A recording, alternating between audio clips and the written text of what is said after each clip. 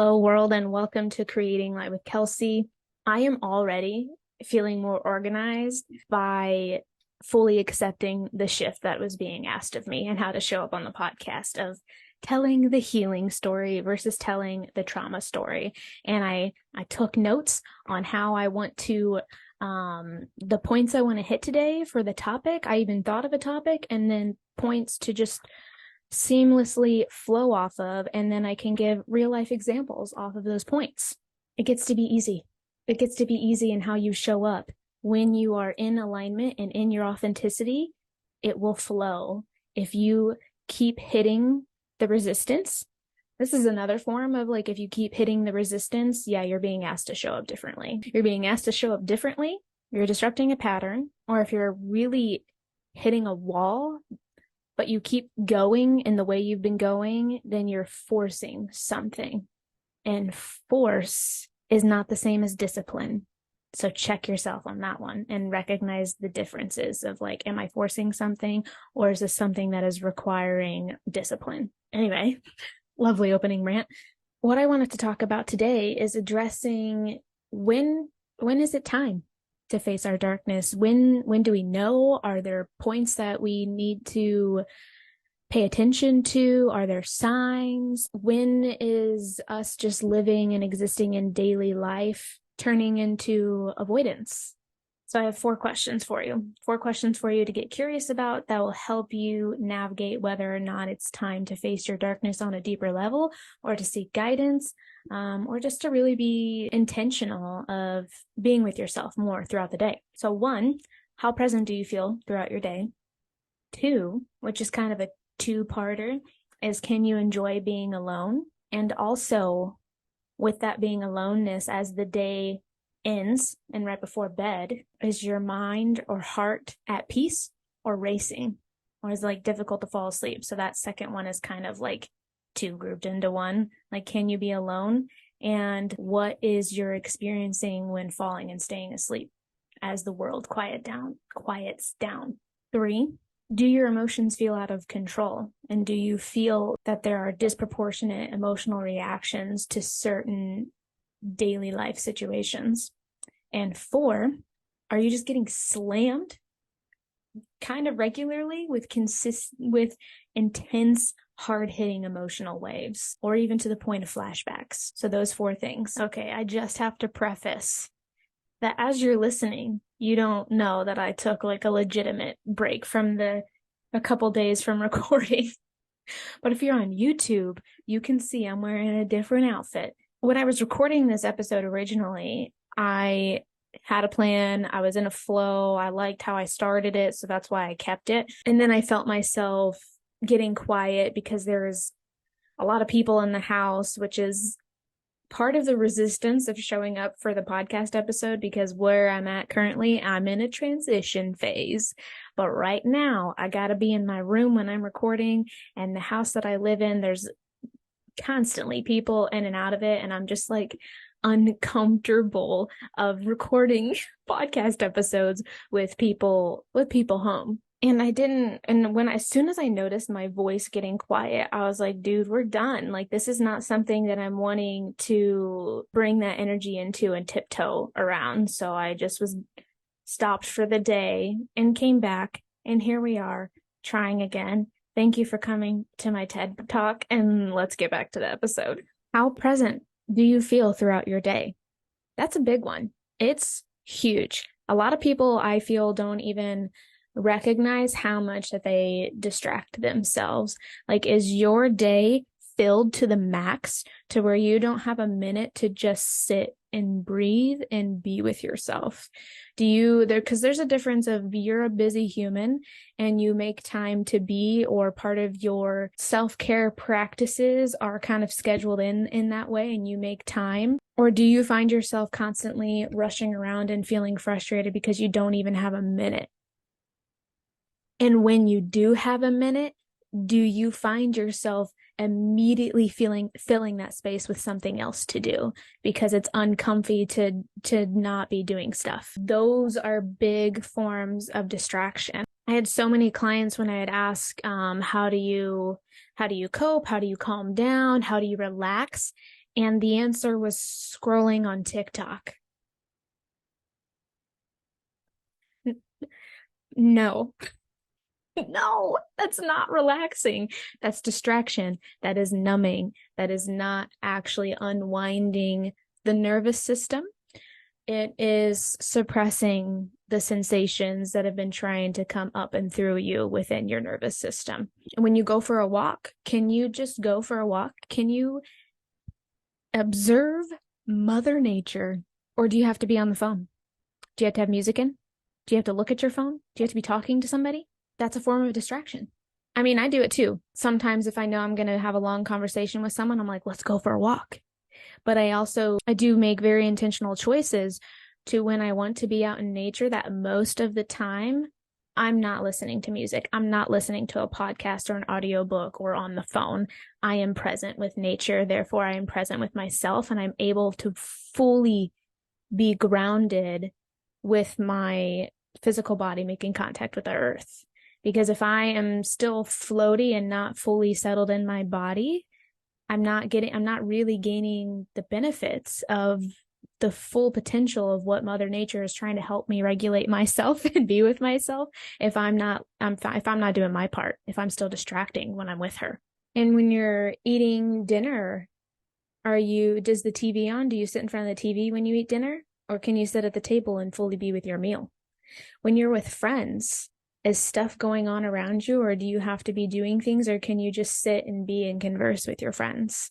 This is what I mean by there's so many different layers of distraction to become aware of like, okay, is there something in the way, or does something need to be here in order for me to exist in this moment? And how would I feel if I pulled all of the distractions away? What would happen? If that's a scary fucking thought, that is your darkness needing attention, asking to be seen and held. And then the next point, can you enjoy being alone? And that, I mean, every side has dramatic ends to it, because there's a point of if you're alone so much to where you're isolative and if you don't reach out and lean on people for support, if you don't have community, you don't ever want to socialize or go outside beyond the extent of being an introvert, of needing alone time to recharge, to where if you just don't fucking do anything, one, because it's terrifying, or two, you find yourself struggling that much to connect with people.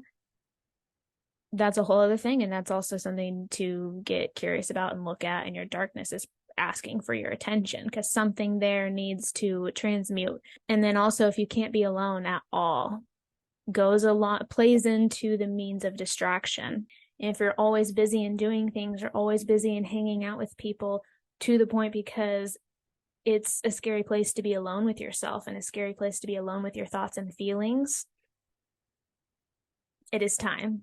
It is time to gently face yourself. And that's the thing with this too, is when it is time to face your darkness, it doesn't have to be full force, full speed ahead. It is just whatever you can stretch your capacity to within that moment. And that's the thing. You just keep stretching it further and further. But to start is you just gently turn around. You lean in to the discomfort. And if you say, oh, I can be alone, I love me time. I love spending time with myself. Is it doing things that you love? Is it basking in your own energy or own hobbies? Or is it alone watching TV? Because that's different forms of being alone. For me, my alone time is dancing.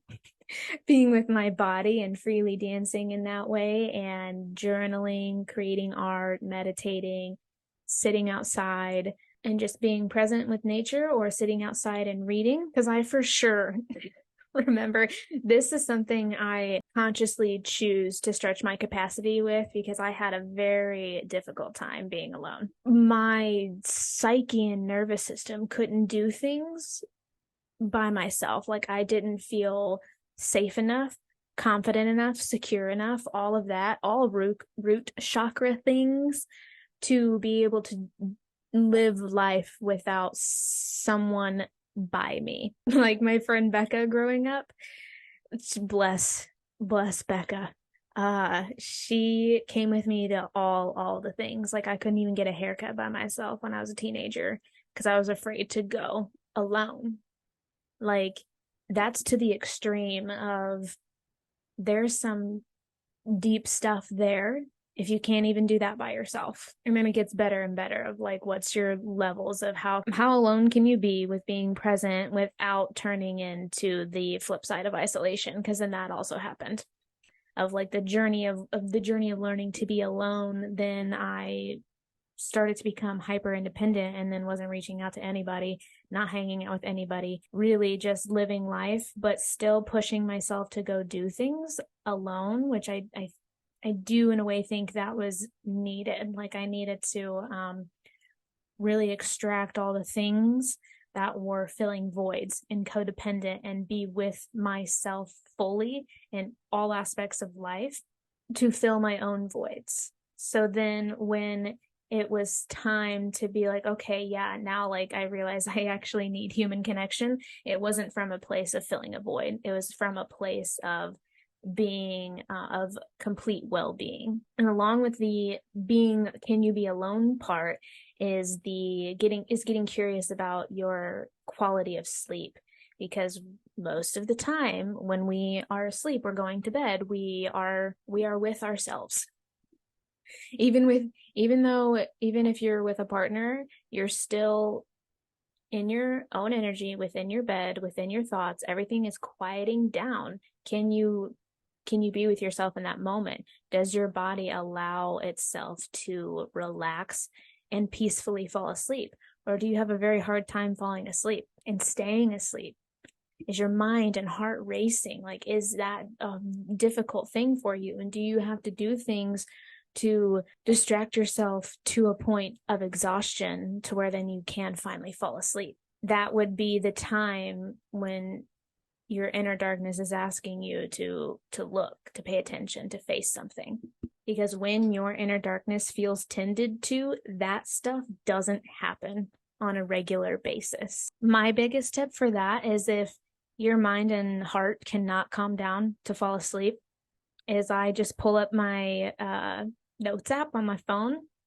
Or if you're, really not wanting to expose your eyeballs to blue light, journal.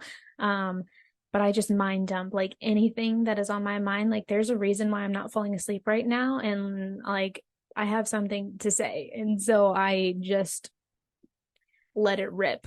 And more often than not, until I'll start writing stuff, tears will come about half of the time.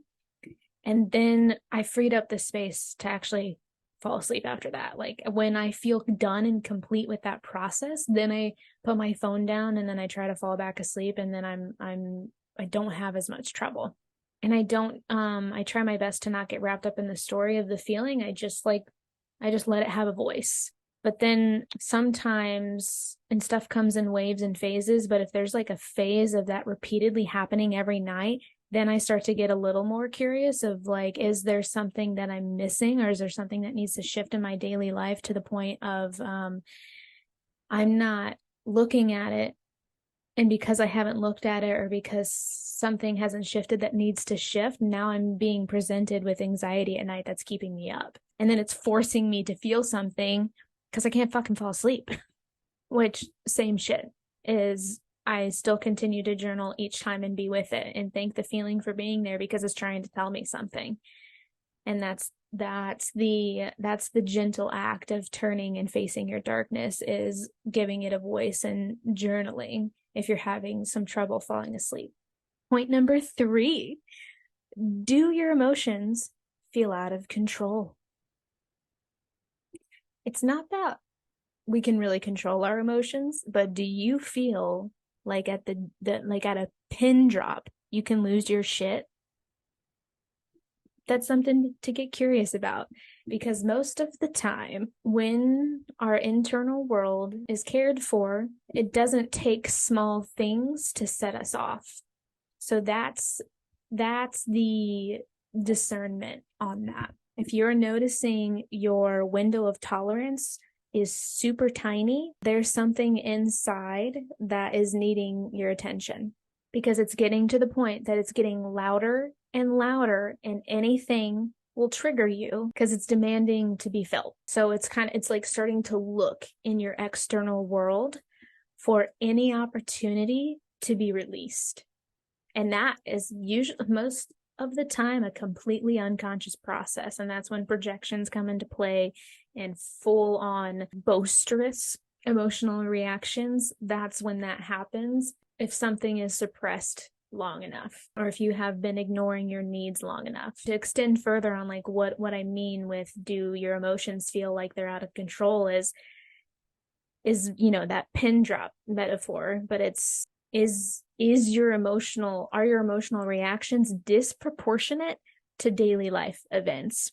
An example with that, I still have a disproportionate emotional reaction, feeling, experiencing to getting stuff done with my car. I'm not quite sure what it is. What's coming up to mind immediately is still like some root chakra safety things, because the car in our modern world is a sense of safety and protection. It gets us to one place to another. It is something that we need to function in our daily society. But yeah, there's my logical reasoning behind that. But when something happens, like just last week, I had to get air in my tires because the temperature is changing. Normal fucking thing. Even my ego can expect this at this point, to know like, hey, it's cooler weather. Expect to get your air in your tire. But this visceral fear and anxiety radiates within my whole body for the simple act of getting air in my tires. It used to be to the point where I would avoid it so much to where it was almost dangerously low. I wouldn't do it right when the light would come on. I'd freak the fuck out and not do it.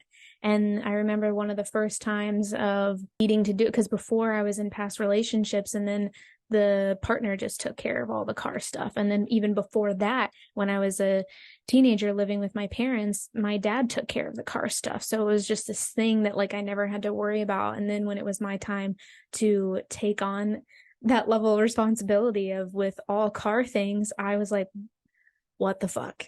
And I'm still like, what the fuck? And so that's the disproportionate emotional reaction of my car needed air in its tires. And this was a few years ago. And I wouldn't do it because I was so terrified to figure it out or to go get it done. That's in internal darkness being like, hey, something's happening here. It's not about the tires. There's some deep fear that is needing your attention, that it is affecting your daily life, that you don't have the capacity to put air in your tires. That's when it's time to face some things, babe. That's when it's time. And I had to build up to it. And that's where you give yourself grace. Like, obviously, some critical parts of me were like, this is stupid that you're this upset about this, or that you're this afraid. Like, just fucking get airs in your tire and figure it out. It's not that big of a deal. But when you talk to yourself in that way, that doesn't provide room for gentle discovery or to be held within the fear. It's very critical and degrading, and it's suppressing the fear even more, and it's not going to go anywhere. It's actually going to intensify, and then you're more afraid because you're criticizing yourself, and it's going to happen. And so the next time, that's when you'd be more afraid because of the critical stuff that would come along. The shit works, though. The shit works. So what I did to start with tackling that fear is I would make promises to myself, like the next time that the light popped on, if I didn't have the capacity to take care of it right away, what I would do is check the air pressure, just so I knew how much was there and how close did I actually need it to get it done. So that was a non-threatening thing. I didn't have to go anywhere to do it. I just had to pull the tire pressure gauge doohickey. I don't even know the fucking word for it. And check my tires. And that was a thing of just showing up for myself and taking care of myself, is like, at least check your tires when the light comes on so you know how to move forward next. And then from there, it was like, okay, you need to get it done within a week, and do it on a day that you don't have anything else going on, because your nervous system is going to be completely shot after doing this, which sounds ridiculous, but that was my reality. I had such a hypervigilant nervous system going on, and any sense of threat took it to that level of being so wound up and then being exhausted afterwards. So then I would get the air in the tire and I was paralyzed within those moments. And so that is of like my emotions, the fear and the anxiety being out of control, to where a simple daily task like that was not something that I could do. But it was not going to change until I honored that and I held it and I didn't condemn it, because I also knew on some level, like I knew it wasn't about the tires. I knew it was just something coming forward, an exposure therapy in that way, of this level of fear and figuring stuff out and showing up for myself and taking care of my needs. Now it is not to that level of avoidance to take care of the problem of when things happen with my car, but the internal sensations of this, like, oh my God, I have to do something with my car. Like, I don't know, that still occurs, but it doesn't prevent me from taking almost immediate action. Sometimes there's a little waiting period, but it's so tiny. So yeah, it gets better. And I welcome the day when my body doesn't constrict.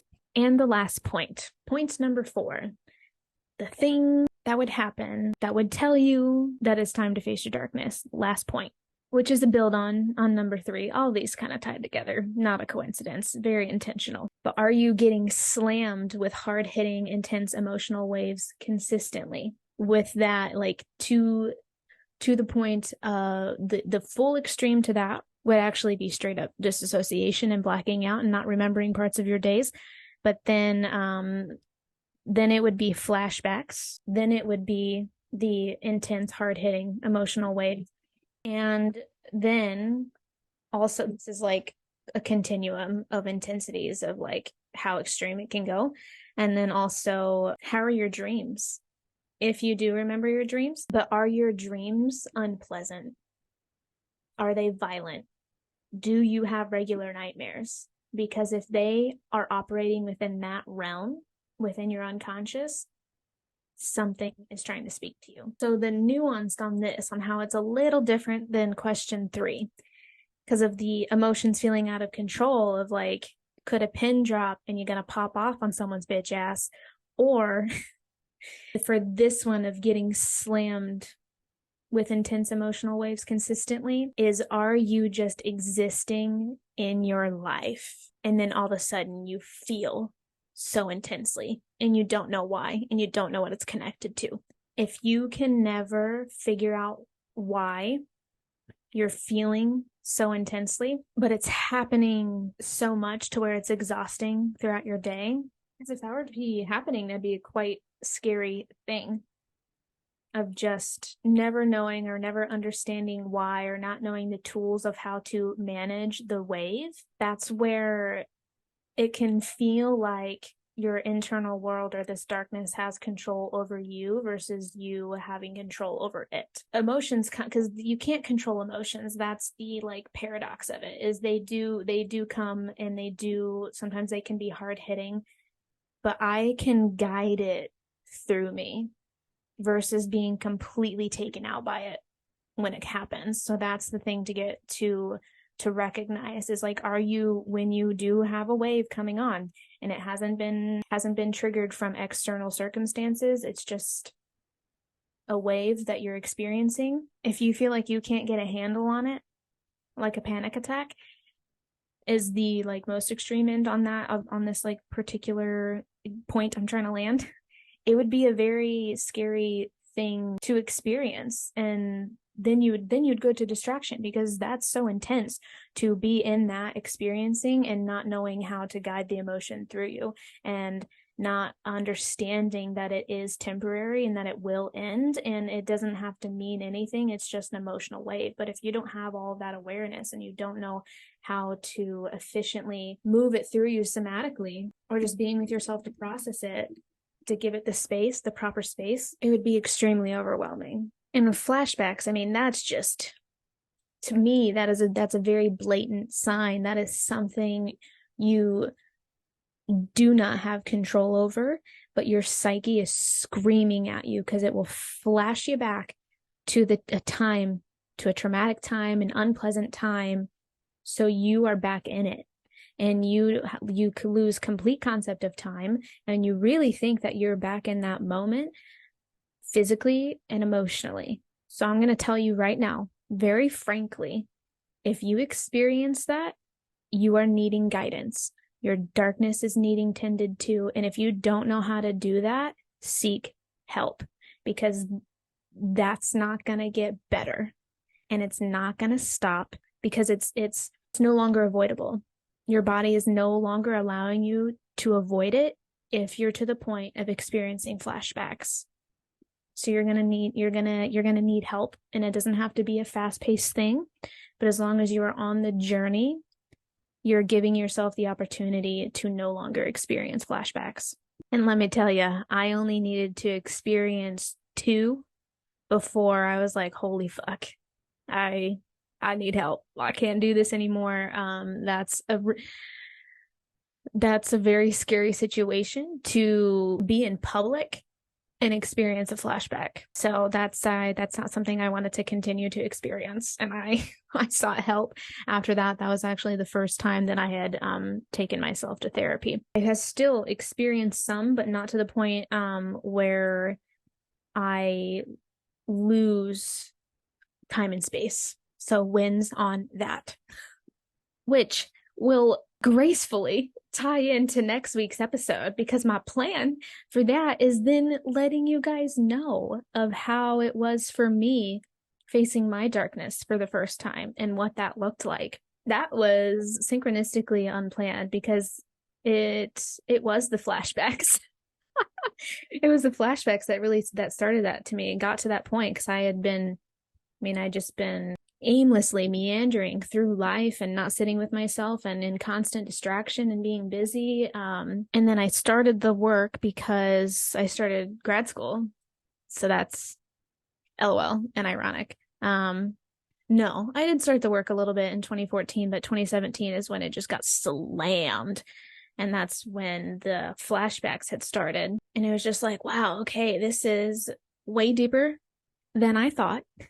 And there's a lot to look at, and I don't know how to do it. Like, I have taken myself as far as I can go in facing my darkness. No, let me backtrack. I was not to that point. I knew that awareness. I had sat with myself and I was like, okay, I've taken myself as far as I can go in personal growth and self-development. And now it is time to face my darkness, and I need guidance, because there's a lot here, and I don't even know. I don't know what to do. I don't know where to start, and it feels very scary. So that's what I'm going to talk about next week, is my experience of the healing in that way, and like what that looked like, and how I started to face myself in such depths. So stay tuned, friends. And a way for yourself that I can guide you in gently facing yourself is coming to my donation-based somatic activated healing classes. They're virtual. They'll be happening every Tuesday starting in November, and you just have to subscribe to my email list. So everyone on my email list will get the Zoom link. It'll come out every week, and you'll have a temporary replay only for like 48 hours, because then you get another one in the next week. All of the classes that you get to show up to, and it's a container of me guiding you back into your body, me guiding feelings through you, and you learning how to do that in a different way. And it's not in this ripping open Band-Aid way of having to be within the story to feel through it. You just get to be in the now, and we get to recognize what's happening with our bodily sensations. And with that, we become masters at discovering our needs and how to take action from there. So sign up if that calls to you, and if you're wanting to be held in that way, because I got you, boo. But thank you for listening, and remember, when we see the light in ourselves, we create light in others.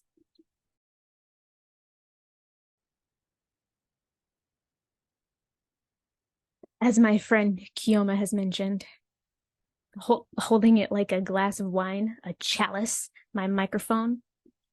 Because look, it's an awkward microphone. It's meant to be hung up, but I don't like that because then the whole contraption blocks me. So I hold it like a chalice instead. But that's why, because there's things in the way. So I'm holding it like a glass of wine. And I told her, I was like, it's either I'm holding it like a glass of wine, like this. I don't even drink anymore. Or I'm holding it like this, or I'm holding it like a dick. There's two options here. So